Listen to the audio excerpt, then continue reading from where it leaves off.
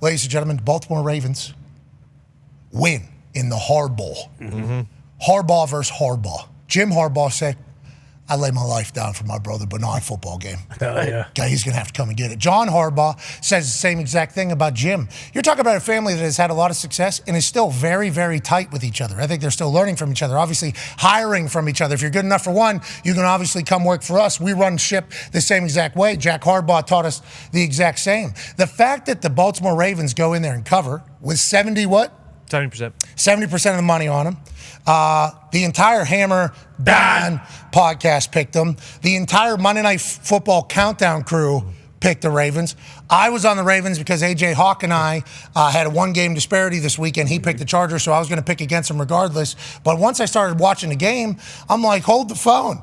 I got forced into picking the Ravens. Chargers go early, take a big lead, and then it was just like a matter of time. Now, that one, they took their time. I think they should have maybe challenged that particular one. I don't know if Mark Andrews had his right foot down, I think, with the ball bobbling. But then Lamar Jackson, Derrick Henry, this offense starts doing their thing.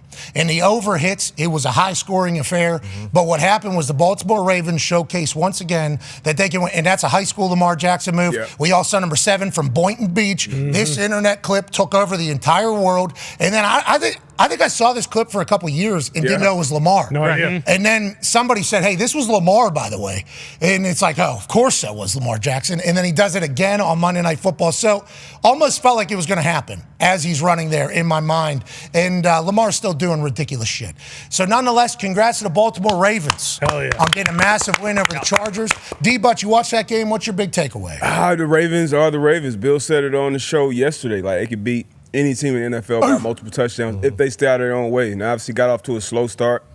I think up until his 2-minute drive before the half, Lamar had like 2 completions. Obviously, you saw Derrick Henry would get rolling. And I was kind of concerned, honestly, once the Chargers jumped out, because that's kind of been their MO. They jump out, they come out great, 10 points, get a 2-score lead, and then they just kind of start folding. You definitely saw they definitely need a big-time separator out at wide out. You just need that guy. And Justin Herbert, he can do so much, but you need that guy to Quentin Johnson with 3 drops late in the fourth. Obviously, everybody's talking about it. He had a tough night. He had a tough night on the internet, too, and that's going to happen. Remember, he's been doing some great things for the Chargers this season thus far. I don't think a lot of people have seen that. The only things people see is with 8 minutes to go in the fourth quarter, you have 3 drops, and it's a 1-score game. We need you to make those type of plays. I don't think I've lost faith in the Chargers or everything that they're building, anything that they're building over there. But I do think it was nice for the Ravens to say, hey, let's remember here, okay? We were 1 punch out away at the half-yard line last year to go into the Super Bowl instead of the Kansas City Chiefs. Now, Lamar Jackson against Pittsburgh Steelers, which we just witnessed, you know, he hasn't voted well against. Lamar Jackson against the NFC, though, he's voted very well against.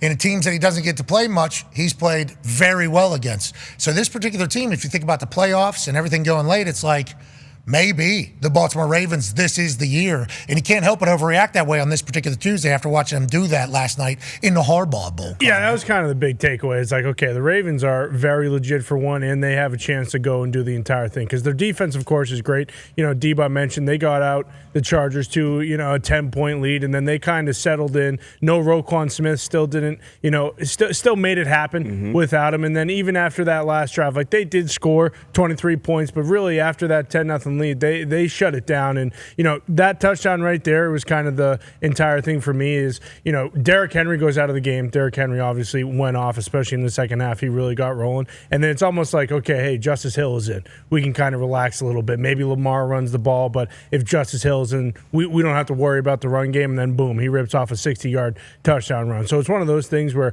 they can beat you in so many different ways. Likely didn't have a massive game. He's someone that could easily go off at any time. Mark Andrews obviously had a touchdown later on. The ref called it no touchdown. Clearly a touchdown. It's very odd. I don't know if these were the same exact refs from the Sunday Night Football game as well, where they had a couple suspect calls, but it did feel as though the solidifying, like, okay, the Ravens can win in primetime, they can win when they're losing, and they are definitely a contender in the entire thing. Yeah, and I think if you think about what you need in December and January to win, obviously making plays for your quarterback, Lamar Jackson, who is an anomaly, has been since he started playing football. I mean, he's just so fast, so quick. Boom.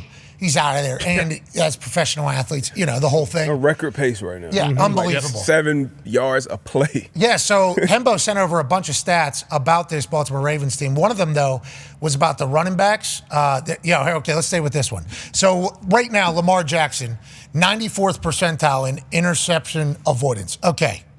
Not throwing picks. That's real. Yeah. Okay. I don't know what 94. Easier way to say it. Yeah, he's not throwing picks. 88th percentile in sack avoidance. He's not taking sacks. Okay. That is some mature quarterbacking. Says Hembo. Amen. Not throwing pick, not taking sacks, not having negative plays. That feels like it's a smart decision. Then the Ravens were 4-6 on 3rd and short yesterday, 77% on the season, highest in the NFL. That's the Derrick Henry effect. Let's go to the leading rushers right now in the NFL. So obviously it's all about Saquon. Saquon in the full game, he has 1,392 yards. And then just in second halves, he has 920 yards. He'd be the 4th leading rusher in the NFL. But look who's number 2 right there. Derrick Henry is the 2nd leading rusher in the NFL right now. At this age, at this time, with this team. Now, we had the reaction immediately because we've seen the Tennessee Titans. Yep. We've had to play against the Tennessee Titans. We've watched Derrick Henry play football. As soon as he goes to Baltimore, we go, that shouldn't be fair. What the hell? That should not be the matchup. And then he obviously had to hear that he was washed and that he couldn't do it anymore and that running backs were being devalued and everything like that. He goes for 140 last night, but you're talking about a safety valve for this Ravens team. Whenever they get in the game against the Chiefs last year and they forget to run the ball against the Chiefs in the playoffs, you got Derrick Henry on the team, you're not going to forget to run the ball. Like Derrick Henry is going to get the rock, you would assume. Now, at the beginning of the year, Coach Harbaugh said, we're not going to give him the ball 30, 25, 30 times a game. Then he realized Derrick Henry can get the ball 25, 30 times. And we can be in a great spot. That is the difference maker, I think, for this Ravens team versus years past. Patrick Ricard can obviously move people. I love when J.K. Dobbins was able to play healthy there a few years back. But having Derrick Henry be the style of running back that he is and how good of a running back that he is a perfect fit for this Ravens team, but also might be the answer to their playoff needs or woes back in the day. Yeah, that's something. Now, we know Ravens have been a physical ball club throughout Harbaugh's tenure, but they've never had a back, to your point, as dynamic as him. And all those 4th downs they went for, like 4th and 1, it was almost it's like a tush push. Exactly. It was as inevitable as that play. And he, just like Saquon, those second half stats, Derrick Henry throughout his career, he's weighed on you. He kind of changed that Tennessee Titans franchise. Like, they became that bruiser because of 2-2 and what he's been able to do back there. I think might have been Mina Kimes in the lead-up show to Monday Night Football talking about Saquon going to Philly almost being like a KD joining the Warriors. And you could say the same thing with Derrick Henry, jumping in that backfield with Lamar. And in terms of their playoff woes and like what they need, like if they get up 10, 13 points on someone and they're really worried about their secondary, like, hey, we don't want to get bombed on, like, they can run a ball control offense with him and just grind people out. Like, I don't think we're going to have the same situation we had in the AFC Championship where they just abandon the run because they have Derrick Henry now. Like, you're not going to abandon the run if you have Derrick Henry. Well, and they should, because that's been their issue, is holding on to leads in the 4th quarter, and they should do that. But I believe they are undefeated when he gets 20 carries this season, which they obviously didn't last week with the Steelers. They didn't early in the season. So if you just give him 20 carries, it's almost like they're gonna win the game. And then you put Lamar on a fast track last night, like Lamar on turf. Like, again, the Ravens reminded people, we lost last week. Who cares? Like, that was a division game. It's hard to win divisions games, as we've seen this last weekend. The Ravens are still good football. Still the Ravens. This Baltimore Ravens team feels different. It does. And watching last night, I felt that. That's a game that I thought the Jim Harbaugh effect, they would win. For sure. I thought Chargers win this game last night. That's why I only took the Ravens because you took the Chargers, so I had to go opposite. But then as I'm watching it, I'm like, this team's built to do it. Like with Derrick Henry being the, added to that offense. And now obviously on the defense without Roquan Smith, you knew that was going to be a problem against the run game, and they were certainly getting exposed early in that particular fashion. But let's assume he gets healthy with a hamstring and he's back on the field for them before too long for that whole thing. It's like this team, I feel like this year built differently than years past. And I think that's what I took away from last night, AJ Hawk.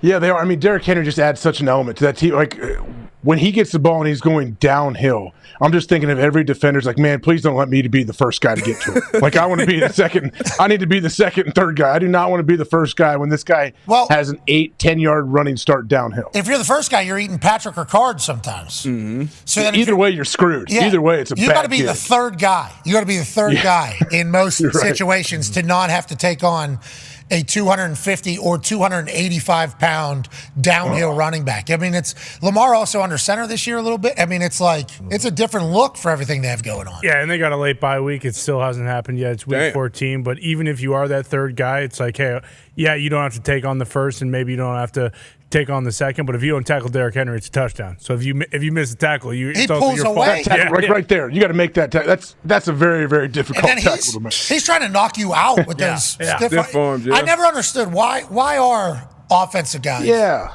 Why can they do it? Hey, Jay, you wonder that same thing? Huh. Because some of them are awesome.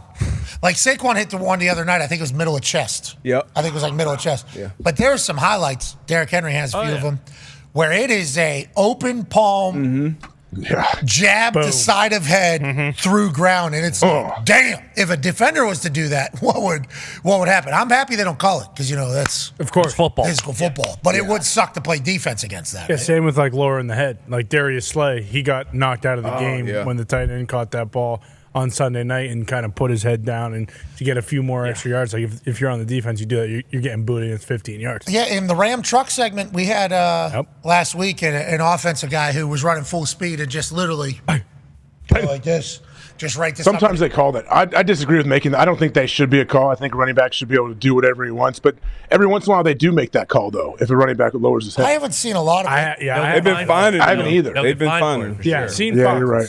In the NFL, not in college. No.